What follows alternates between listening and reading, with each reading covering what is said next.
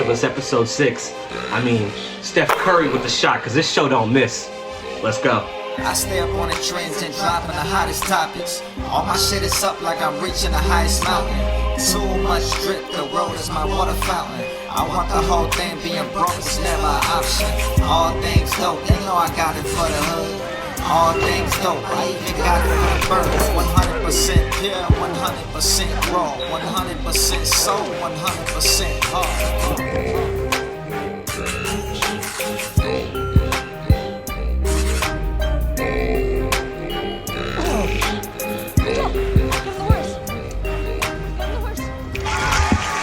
Hello, welcome to All Things Dope.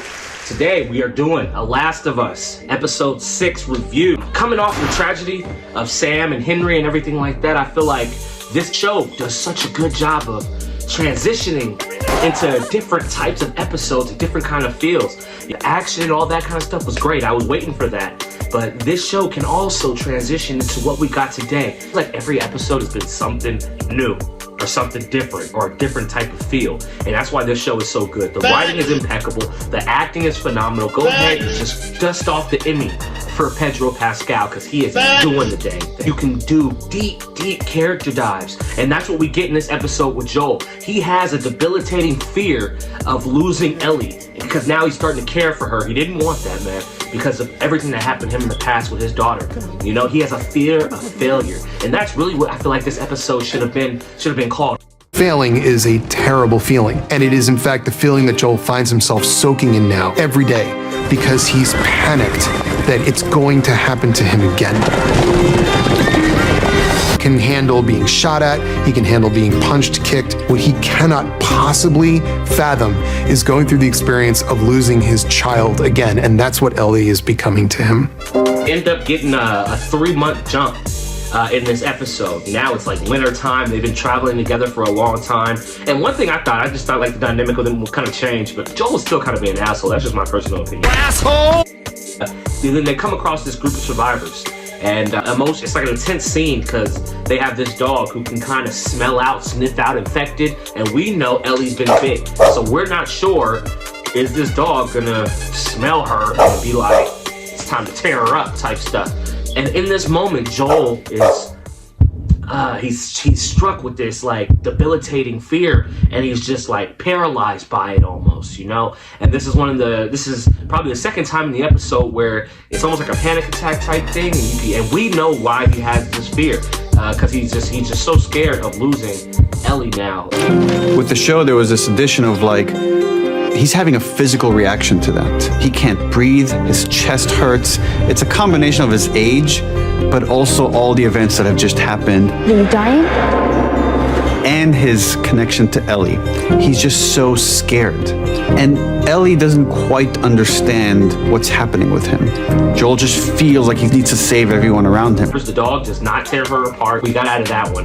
But this group of survivors actually is where Tommy, his brother from the first episode, his brother Tommy is actually a part of this group. Joel has this goal where he thinks he needs to go save his brother. And then he arrives in Jackson. Not only does he not need to save his brother's thriving.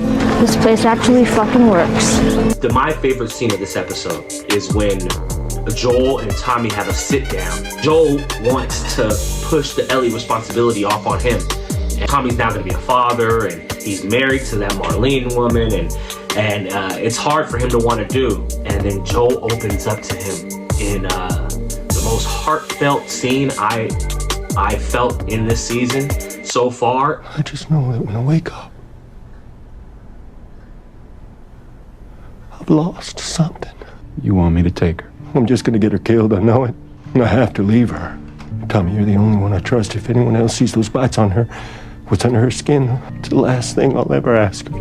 Pedro Pascal's acting is phenomenal, and calls himself weak. And you can tell this man, who is not weak by any means, I mean, we all have shortcomings, he's not weak by any means, but this man is just struggling so much with the fear of losing her that it's literally crippling him. And he does not want the responsibility, doesn't want it at all. So he pushes it off on Tommy. Tommy kind of pushes back on it, and then he tells him that she's immune and what this could mean. She's immune. Ellie. She got infected, but she didn't get sick. And my my second favorite scene in this episode. It's almost just like the game. Ellie and Joel going back and forth, and she overheard him trying to push her off. And he's like, do you care? She's like, do you care about me or not?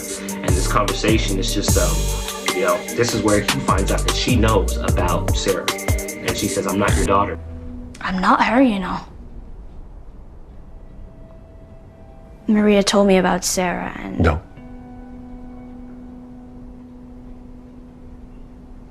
Don't say another word. I'm sorry about your daughter, Joel, but I have lost people too. You have no idea what loss is. I'm sorry about your daughter, Joel. But I have lost people too.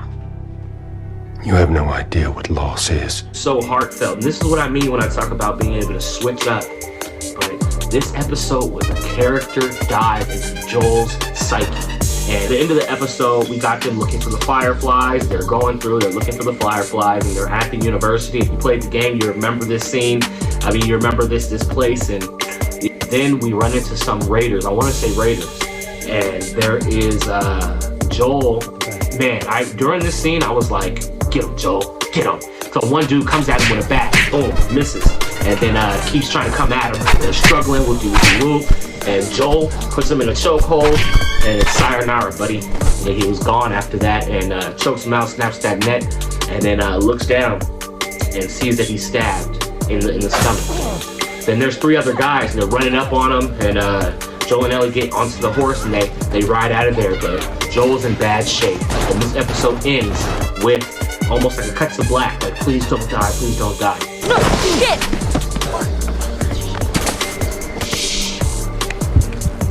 Joel, open your eyes. Joel, you gotta get up. I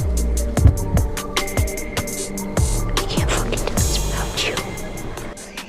Doper note for this episode, we are definitely going dope. This was a great episode, maybe my second favorite. It's between 5 and 6, but I think this was great. In the comments below, please tell me what you thought about this episode if you saw it. Even if you didn't see it, tell me what you think about just the fear of failure. I feel like that's the main takeaway from this. Like, I have that, we've all had that. In the comments below, let me know what you think about that, because I feel like we all struggle with that, right? The fear of failure. Even doing something like this, doing this channel, fear of failure, fear of rejection, it makes it debilitating. It can make you want to stop trying to do things because you're afraid of the outcome. That's no way to live at all. In the comments below, let me know what you thought about this episode. To hear from you guys. All things dope. I appreciate the love and support. We're gonna get another episode. There's only 2 left, y'all. Subscribe, share, all that good stuff. And in the comments below, let me know if you guys have any suggestions or recommendations, anything like that you guys would love to see. Appreciate you, dope family. Stay dope. All things dope, you know I got it for the hood. All things dope, I even got it for the birds. 100% pure, 100% raw, 100% soul, 100% heart.